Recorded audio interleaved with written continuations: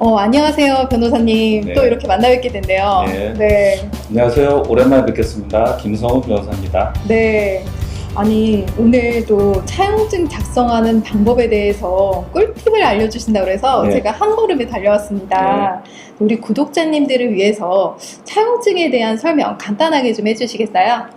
예, 차용증은 말 자체에서 의미가 있습니다. 그래서 차는 빌린다는 의미가 되고 용은 이용한다는 의미가 되겠죠. 그래서 차용증 하면 빌려 썼다는 증서, 이런 의미가 되겠습니다. 그러면은 차용증 작성법에 대해서 좀 자세히 알아볼 텐데요.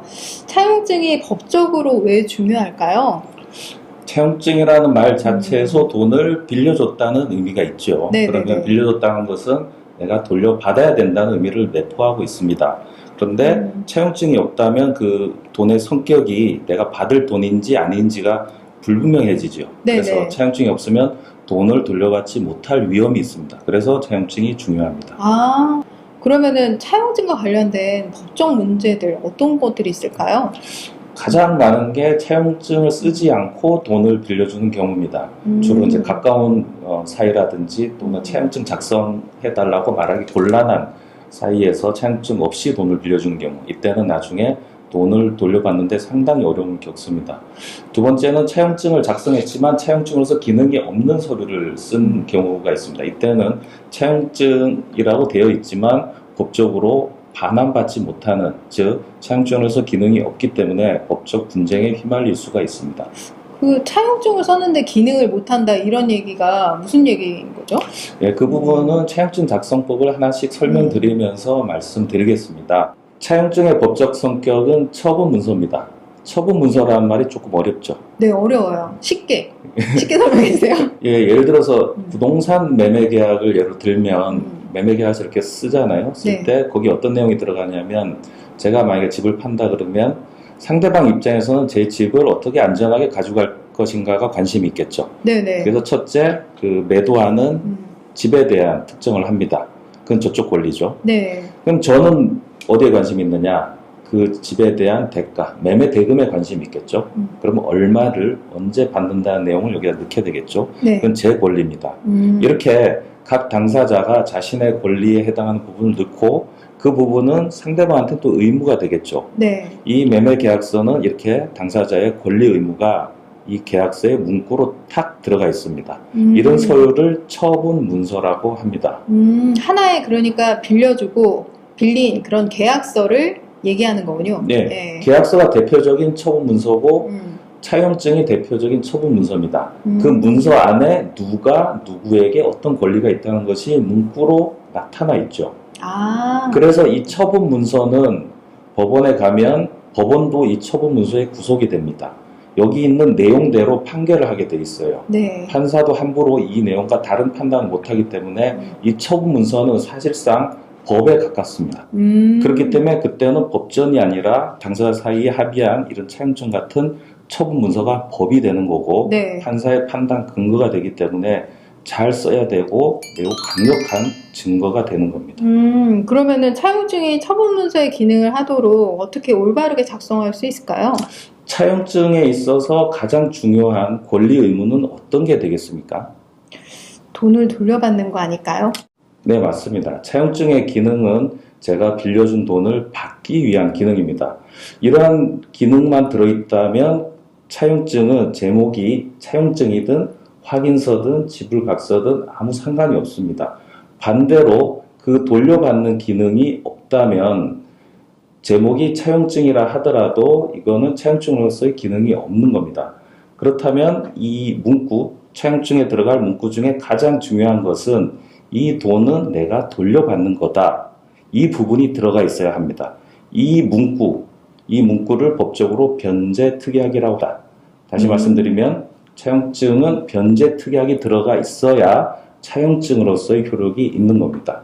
그러니까 돈을 갚아야 된다라는 이 문구가 꼭 들어가 있어야 된다라는 거군요. 예, 그 부분이 들어가 있지 않으면 빌려준 돈이 증여로 처리될 가능성이 높습니다. 증여로? 예. 네. 제 돈이 저쪽으로 가긴 갔는데 그 돈의 성격이 뭐냐, 이거를 증명해야 되는데 변제특약이 없으면 그냥 준 게 돼요. 그 돈이 나한테 다시 돌아와야 될 부분이라는 것은 반드시 차용증에 들어가 있어야 되는 겁니다. 그 우리 은행에서 대출해 줄 때 어떤 네. 용도로 쓰세요라고 물어보거든요. 차용증에도 그런 용도를 써야 되나요? 용도는 반드시 쓸 필요는 없습니다. 반드시 쓸 필요는 없고. 이게 갚을 돈이라는 것만 네. 나와주면 되는 겁니다. 그럼 다른 주의할 사항 없을까요? 일단 돌려받을 돈이라는 부분하고 네. 날짜가 들어가 있으면 가장 확실한데 네. 이게 채무자, 그러니까 돈을 갚을 사람의 승인이 있어야 됩니다. 예를 들어서 내가 당신은 나한테 얼마를 갚을 의무가 있어. 이렇게 하는 거는 저희 표현으로 그냥 일기장이라고 해요. 그냥 저의 주장. 갚는 사람이 나는 당신한테 얼마를 갚을 게 있습니다라고 해야 처분 문서로서의 효력이 있는 겁니다. 따라서 아까 말씀드린 변제 특약을 기재를 하고 여기에 그 채무자가 승인하는 절차가 필요합니다. 그러면은 도장을 찍는 걸 얘기를 하는 건가요? 예, 맞습니다. 도장을 찍는다는 것은 이 문서를 보고 내가 최종적으로 이걸 확인했다는 의사표시를 했기 때문에 그것을 승인한 걸로 보게 되는 겁니다. 도장이 없다. 그러면은 사인해도 되나요? 예, 도장을 왜 찍는지를 아시면 됩니다. 도장을 찍는다는 것은 그 문서를 보고 내가 최종적으로 확인했다는 의미로 하기 때문에 사인도 가능합니다. 다만 내가 했다는 부분이 드러나야 되기 때문에 도장 같은 경우도 막도장을 찍으면 그건 아무나 새겨서 찍을 수 있으니까 내가 찍었다는 부분이 보장이 안 되겠죠. 네. 그렇지만 인감 도장 같은 경우는 다른 사람을 주는 경우가 많지 않습니다. 그리고 다른 사람을 줬다 그러면 그 사람에게 도장을 찍을 권한을 줬다고 보거든요. 그래서 인감 도장이 찍혀 있으면 그 사람이 승인했다고 볼 가능성이 높습니다. 인감 도장을 찍잖아요. 네. 그럼 인감 증명서도 같이 첨부를 해야 돼요? 그게 인감 도장인지 아닌지 미심쩍다. 그러면 네. 인감 증명서를 확인해서 이게 인감 도장인지 확인하는 게 좋겠죠. 중요한 거래에서는. 그리고 사인 같은 경우에는 사인도 조금 복잡한 사인이라든지 자필로 이름을 쓰면 다른 필적하고 대조를 해서 이게 그 사람 거라는 게 요즘 과학적으로 증명이 가능하거든요. 그래서 요즘은 사인도 많이 하는 추세입니다. 근데 나중에 이제 법적 분쟁이 생겼을 때 자필 감정하고 이런 게 시간이 오래 걸릴 수도 있겠네요. 예, 그렇죠? 맞습니다. 네. 그럼 도장이 제일 좋겠는데요? 인감 도장? 인감 도장, 네. 인감 도장도 감정을 해요. 인감 증명서 지문으로 할게요. 지문이 가장 좋습니다. 예, 지문은 그 사람마다 네. 다 다르기 때문에 지문이 거기 찍혀 있다면 그 문서를 보고 그 자리에서 도장을 찍었다는 게 되기 때문에 나중에 부인하기는 어렵습니다. 아, 그럼 지문이 가장 좋은 방법이네요. 예, 가장 좋죠. 네. 제일 좋은 건 지문 찍고 자필로 이름 쓰고 하면 빠져나갈 방법이 없죠. 아, 그러니까 우리가 보통 차용증을 쓰면 그냥 뭐 일반 도장 집에 있는 거 가지고 찍잖아요. 그걸 효력이 될 거야 라고 생각을 하는데 또 그게 상대방 입장에서 아니다라고 주장을 해버리면 그게 또 이제 효력이 없을 수 있다. 이런 예. 얘기시군요. 예, 맞습니다. 그러면은 지장을 한 군데다만 찍는 게 좋을까요? 그래서 네. 아까 말씀드렸듯이 이 내용을 보고 이걸 확인했다는 의미가 들어가야 되기 때문에 네. 시간적으로 글씨가 먼저 있어야 되고 네. 도장이 나중에 있어야 되겠죠. 아. 그러면 이걸 어떻게 증명을 하느냐. 요즘 네. 과학이 많이 발달돼서 네. 글씨 위에 도장이 찍혀 있는지 도장 위에 글씨가 있는지를 과학적으로 감정할 수가 있습니다. 오. 그렇기 때문에 네. 나중에 변조하면 안 되는 중요한 내용들은 네. 그 위에 도장을 찍으면 다툼의 여지가 없겠죠. 아, 그렇구나. 이것도 되게 중요한 꿀팁이네요. 금액이라든지 뭐 변제기, 이자 뭐 이렇게 당사자 사이에서 중요하게 여기는 내용들이 있을 거 아닙니까? 네네, 뭐 금액, 변제기일, 뭐 내용. 그리고 네. 채무자, 즉 네. 갚는 사람, 당사자도 네. 그렇고요. 그 위에다가 도장을 이렇게 찍으면 네. 나중에 과학적으로 글씨 위에 찍었다라는 것만 나오면 이거 찍을 때 눈 감고 이렇게 찍지는 않잖아요. 그렇죠. 여기 보고 찍었으니까 네. 읽었다까지가 증명이 되는 거고요. 그 사람이 뭐 정신적으로 문제가 있지 않는 이상 이 글에 써 있는 내용을 이해했다고 보는 것까지 추정이 됩니다. 그렇기 때문에 이 도장을 어디에 어떻게 찍는가라는 부분은 나중에 법적으로 굉장히 중요한 의미를 갖습니다. 그러면 법원에서는 이 정도면은 너가 승인한 거 맞네. 돈 갚아. 이렇게 판결을 하게 되는 겁니다. 되게 중요한 부분이네요. 근데 궁금한 게 있는데요.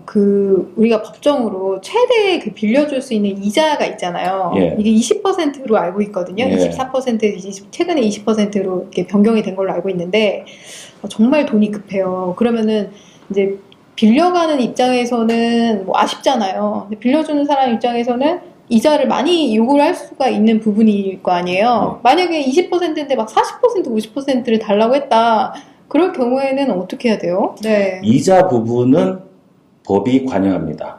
아. 당사자가 얼마를 약정하든 뭐 그 당사자 자유지만 최상한을 정해놨어요. 그게 이제 이자 제한법인데 이자 제한법에서 이제 20% 이상은 무효다 이렇게 이제 선언을 해놨습니다. 즉 당사자가 뭐 40%를 약정하든 50%를 약정하든 그건 당사자 자유지만 그 법에 의해서 20% 초과하는 부분은 무효라고 하기 때문에 그 부분은 안 줘도 되고요. 줬더라도 부당이득으로 반환받을 수가 있습니다. 그러면 차용증에다가 40%, 50% 일단 적었어. 네. 그리고 나서 그걸 부당이득으로 나중에 이제 청구할 수 있다. 이런 부분이신 거죠? 네, 맞습니다. 아. 요거를 안 쓰면 돈을 안 빌려줄 것 그러니까요. 같으면 일단은 쓰시고 네. 나중에 무효 주장을 하셔도 상관없어요. 이게 강행복규이기 때문에 내가 합의하더라도 내가 무효를 주장할 수가 있습니다.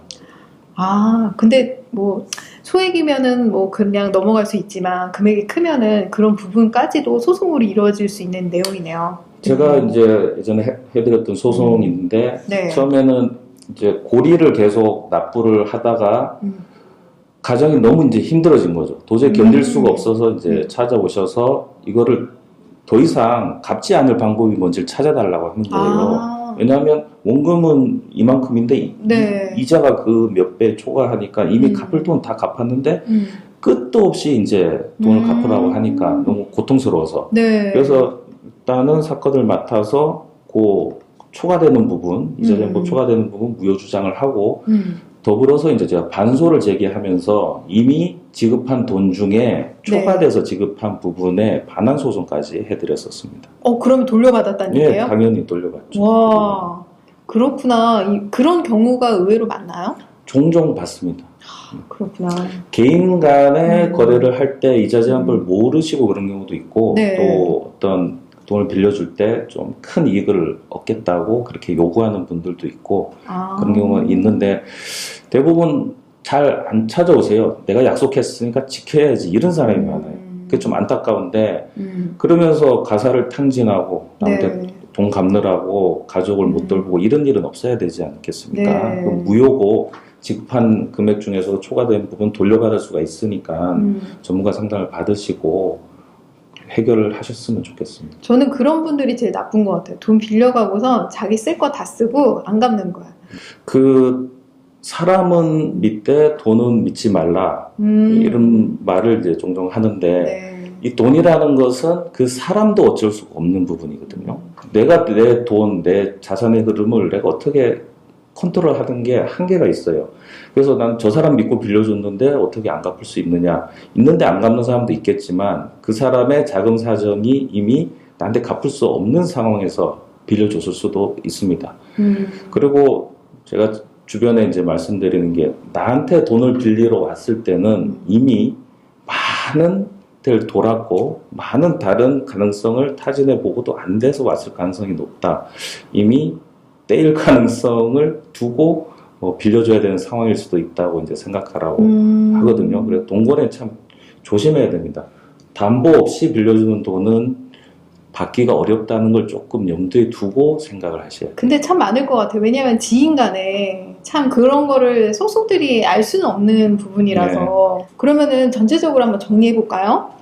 예, 차용증 양식에 이제 제목부터 쓰시면 되는데요. 뭐 다른 여러 이런 거 쓰셔도 되지만 차용증이라 쓰시면 그 서류의 성격을 가장 잘 나타내니까 차용증이라고 쓰시고 당사자 이름을 쓰세요. 그러니까 빌려주는 사람과 빌리는 사람을 특정해서 쓰시면 되는데 여기서 중요한 거는 빌리는 사람이 중요해요.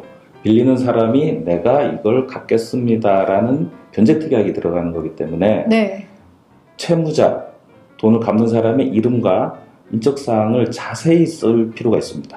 주민등록번호, 주소, 연락처 이렇게 해서 자세히 쓰시면 되고 채권자는 중요하진 않아요. 심지어 채권자가 없더라도 이 차용증을 갖고 있는 사람이 법적 권리를 행사할 수 있기 때문에 채권자보다 채무자가 훨씬 중요하니까 그 부분을 잘 적으시기 바랍니다. 네. 그리고 금액, 그 다음에 변제기, 아까 말씀드린 변제기를 반드시 쓰셔야 되고, 변제기 쓰실 때 조심하셔야 될 게, 내가 돈이 생기면 갚을게. 이건 변제기 아닙니다. 또는 내가 집이 팔리면 갚을게.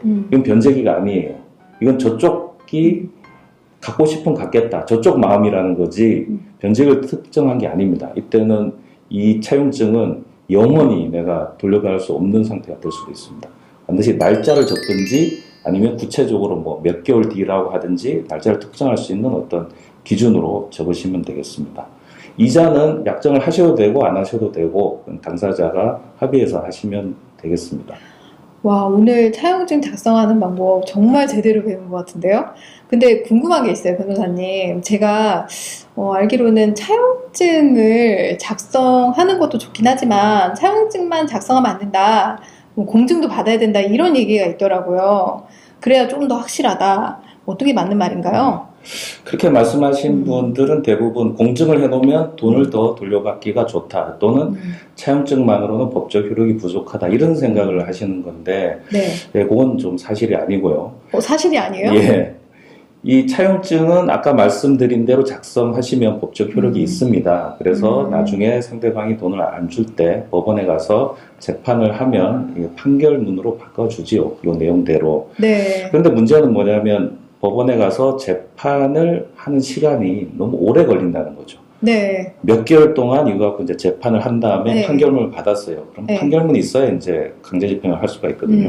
근데 그 사이에 이 사람이 도망갔을 수도 있고 재산을 빼돌렸을 수도 있고 그쵸.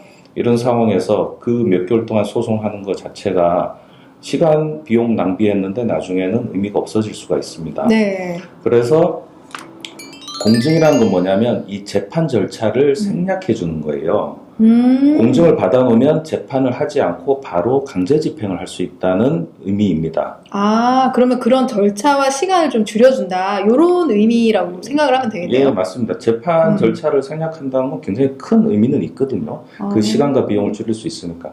공증하는 데 드는 비용하고 소송하는 데 드는 비용을 생각해 보시면 차이가 크죠. 그러니까 시간과 비용을 절약해 주는 건 맞는데, 자, 공증 서류를 갖고 이제 강제 집행을 하려고 했을 때 그 사람이 재산이 없으면 똑같아요. 이 공증 서류는 아무것도 아닙니다.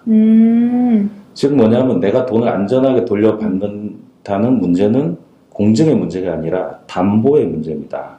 아, 그렇구나. 이 담보가 중요한 거네요. 예. 네. 내가 확실히 돌려받기 위해서는 이 사람이 변제 자력이 있어야 되는데 네. 그 사람이 어떤 재산이 있어야 나중에 갚지 않으면 내가 강제 집행을 할 수가 있잖아요. 근데 네네. 자기 재산이 없으면 이 차용증이나 공증 서류는 무의미합니다. 이거 그냥 종이 쪼가리예요. 이거 갖고 돈으로 바꿀 방법이 없잖아요. 그렇죠. 그렇기 때문에 돈을 확실히 받는 방법은 담보입니다. 담보 없는 상태에서 돈을 빌려주면 공증을 받든 안 받든 무기력한 거는 똑같습니다. 따라서 돈을 확실히 받고 싶다 하면 담보를 생각을 하셔야지 공증을 해놓고 내가 마음을 편하게 두고 이거는 공증제도의 취지하고는 맞지가 않습니다. 결국에는 돈을 돌려받으려면 뭔가가 담보가 있어야 된다. 예. 그러면은 그 돈 거래할 때 좀 주의할 사항이 없을까요? 일단은 현금 거래는 하지 마시기 바랍니다. 차용증 내용대로 돈이 실제 움직였는지를 보고 이 효력을 인정하거든요. 아, 그래서 내가 돈을 네. 빌려줬다는 걸 증명하기 위해서는 이 차용증과 함께 내 돈이 갔다는 흔적이 남아야 됩니다. 그러니까 현금 거래는 안 하시는 게 좋습니다. 그러니까 말씀하신 현금 거래라는 거는 직접 돈을 주고 받는 그런 거래를 말씀하시는 거죠? 예, 맞습니다. 네. 어딘가에 반드시 흔적이 있어야만 나중에 법적으로 다툴 때 나한테 불이익이 없어요. 뭐 변제도 마찬가지고 이자 지급도 마찬가지고 돈을 뭐 빌려줄 때도 마찬가지고 흔적이 가장 많은 사람이 소송에서 유리합니다.